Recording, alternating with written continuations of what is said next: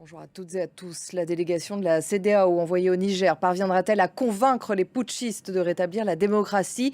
Que donnera la réunion des chefs d'état-major des pays de la CEDEAO débutée mercredi à Abuja? L'organisation a expliqué tout faire pour privilégier la voie diplomatique, mais elle a aussi expliqué que le recours à la force n'était pas exclu. C'est dans ce contexte que le Niger célèbre aujourd'hui les 63 ans de son indépendance. Laurent Bertécher. Et le général Tiani, chef des putschistes qui ont pris le pouvoir, a de son côté indiqué et refusé toute ingérence dans les affaires intérieures du Niger.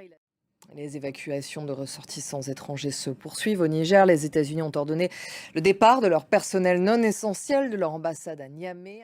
Et j'ajoute que Paris demande ce matin à Niamey de s'assurer que la sécurité de son ambassade soit, je cite, pleinement garantie. La Chine a été frappée par ses plus fortes précipitations depuis au moins 140 ans. Parmi les zones les plus touchées, il y a Pékin et la province de Hebei. Paris accuse Moscou de faire courir délibérément un risque sur la sécurité alimentaire mondiale. Hier, des frappes russes ont visé une infrastructure portuaire ukrainienne sur le Danube. 40 000 tonnes de céréales ont été endommagées.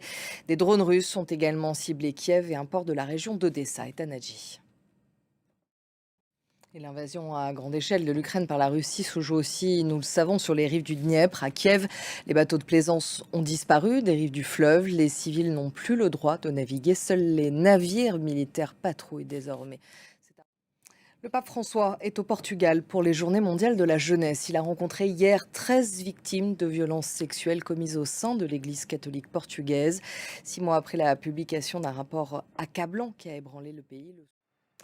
Nouvelle comparution pour Donald Trump aux États-Unis. L'ancien président est accusé de complot contre l'État pour avoir tenté d'inverser le résultat de la présidentielle de novembre 2020.